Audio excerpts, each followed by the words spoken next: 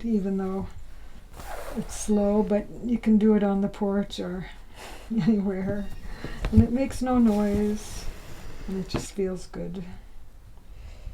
So this person wanted affirmations sewn on here that would help her have a good attitude about life. So that's what I'm sewing.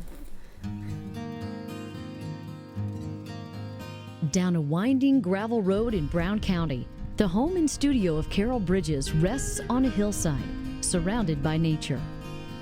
I'm inspired by all the warm weather and all the flowers and all the trees and the sounds especially. I actually moved away to California once and I couldn't stand being away from the spring peepers, so I moved back.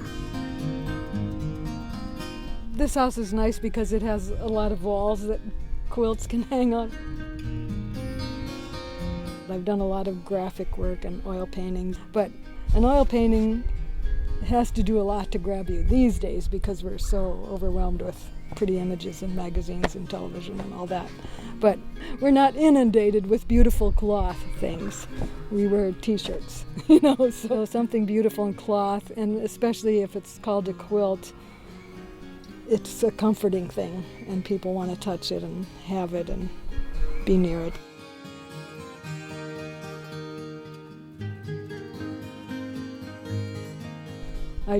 The image is complete in my head, so then it's just figuring out what colors and fabrics and how big and do I have them. And I hardly ever go shop for anything ahead of time. The quilts are always made out of whatever I have around. Of course, I have a lot around, so that's okay.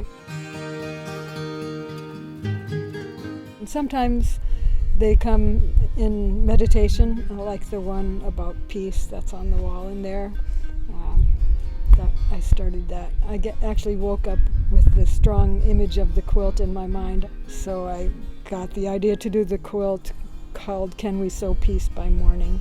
And all the quilters are trying to sew a new world into the quilt, but it isn't finished yet. According to feng shui and a lot of other traditions, really, all your vibrations are in whatever you touch.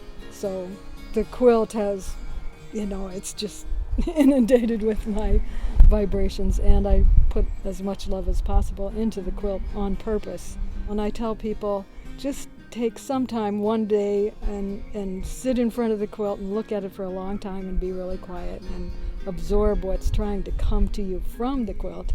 And if they do that, I'm sure they'll have a great experience.